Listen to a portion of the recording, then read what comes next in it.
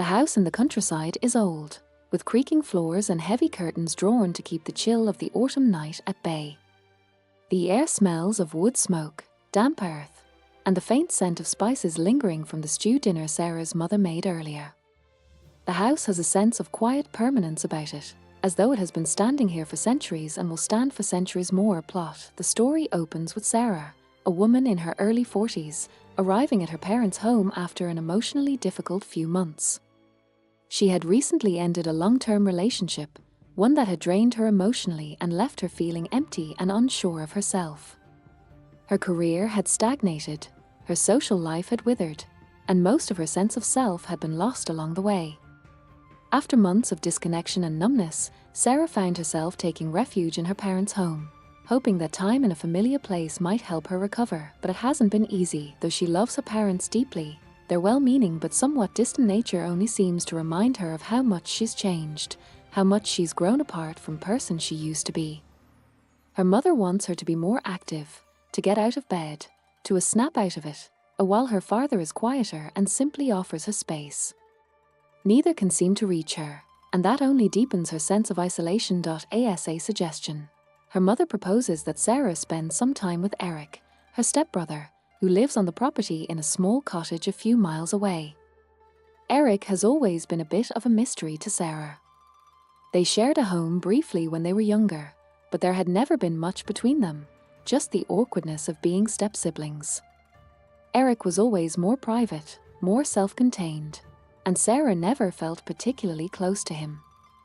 Now, years later, Sarah knows little about his life, but there's a suggestion in her mother's voice that Eric might offer something different, something that might help her. So, Sarah, reluctantly at first, agrees to visit Eric's home. The countryside is quiet, peaceful. The sprawling fields and the dark woods that border the property have a sense of tranquility that calms her, though it's clear she's still struggling with the heaviness inside. When Sarah arrives at Eric's cottage, she's surprised by how warm and welcoming it feels. It's a small but cozy space with large windows that overlook the fields. The walls are lined with bookshelves, and there's a large, leather armchair near the window that seems like the perfect spot for contemplation. Eric greets her at the door with a simple, "Hey, glad you could make it," his voice low and steady.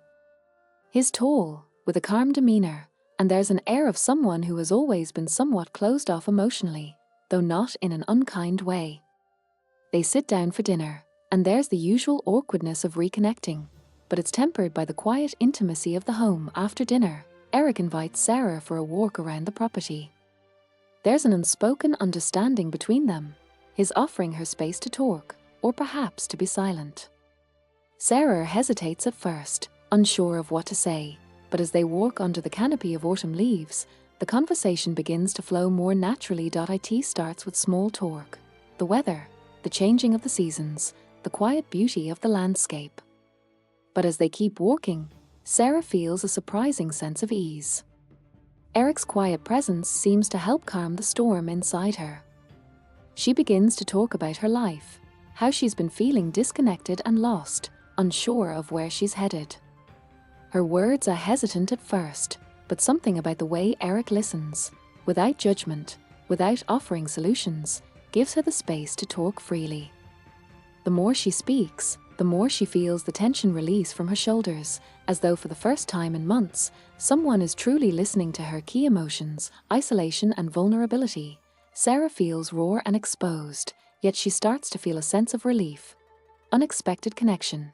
Sarah and Eric find a subtle understanding between them, a connection they didn't expect. Imagery and atmosphere. The crisp air and golden leaves mirror Sarah's internal sense of change, as though nature itself is telling her it's okay to shed the past. The quiet surroundings, birds chirping, the wind rustling the leaves, create an atmosphere of calm, making it easier for Sarah to let go of some of her emotional baggage. As the evening deepens, they return to the cottage. There's no rush to define the evening, but something between them has shifted. Sarah feels slightly more at peace, and Eric, though still reserved, seems to have let his guard down a little as well. Chapter 2. The quiet storm setting. Back inside the cottage, the fire crackles in the hearth. The storm outside has picked up, and the sound of rain beating against the windows adds a comforting ambience to the space. The soft, golden light of the fire casts dancing shadows across the room. The stillness of the night feels almost sacred. Plot. Later that evening, after dinner, Eric and Sarah settle into the living room, where the warmth of the fire contrasts sharply with the storm outside. Eric pours them both a drink, a simple glass of whiskey for him, tea for her, and they sit together, in silence for a moment. Eric, who has always been a man of few words, doesn't push Sarah to open up further, but he offers his own quiet observations about life.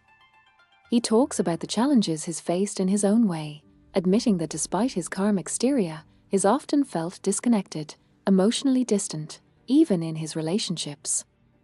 Is not one for grand gestures or dramatic expressions of emotion. As they talk, Sarah begins to feel a sense of understanding. Eric's struggles resonate with her own in ways she hadn't expected. He speaks openly, but in a calm, detached way, almost like he's already made peace with his past. His words are straightforward, yet they carry an emotional weight that makes Sarah feel like she's not alone in her feelings. The conversation shifts to Sarah's own emotional state, and for the first time, she begins to articulate the pain she's been carrying, how her relationship ended abruptly, how she poured so much of herself into it, only to be left empty. She talks about how she's been questioning who she is, what she's supposed to do with her life, and whether it's possible to heal from such deep emotional scars. Eric listens intently, his gaze steady. He doesn't offer platitudes or easy answers, but he doesn't need to. His presence is comforting in a way that feels almost unspoken.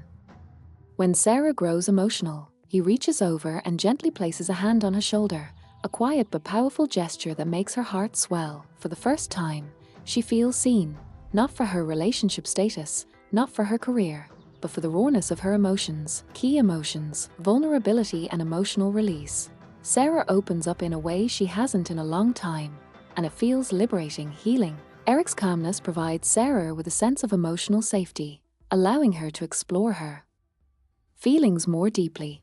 Imagery and atmosphere. The crackling fire creates a sense of intimacy, while the storm outside symbolizes the emotional chaos each character is experiencing. The warmth of the room contrasts with the coldness Sarah has felt inside, providing a sanctuary where she can begin to let go of her emotional burdens. The night winds on, and the conversation deepens.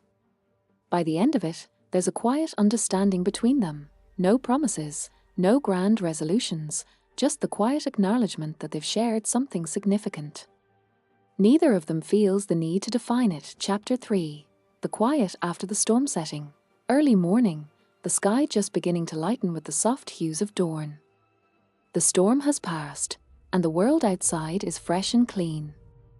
The air smells of rain-soaked earth and the first hints of winter approaching. Inside the cottage, it's peaceful, the house bathed in soft, golden morning light. Plot. The next morning, Sarah wakes early, a sense of peace hanging in the air. She doesn't quite know what has changed, but she feels different, lighter, somehow. She finds Eric in the kitchen, brewing fresh coffee.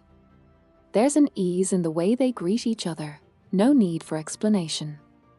They simply exist together in the quiet of the morning. As they sit down at the kitchen table with their coffee, Sarah reflects on everything that has happened.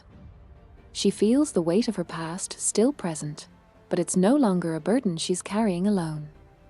Eric's quiet presence has given her a sense of comfort and clarity that she didn't expect. She thanks Eric for his patience, his understanding, his ability to just be with her without trying to fix her. It's not something she's had much of in her life, this quiet acceptance. Eric, ever the man of few words, simply nods. But there's something in his eyes, a recognition of the journey they've both been on, and the new place they've arrived at. They both know that the road ahead won't be easy. Sarah still has much to figure out, and Eric, though he's offered his emotional support, is not the type to make grand promises. But in this moment, there's a sense of quiet resolution. They are both at a turning point in their lives, and whatever the future holds, they will carry the understanding and respect they've gained from each other. Key emotions, peace and reflection. Sarah feels a sense of emotional clarity that she didn't have before. Mutual respect.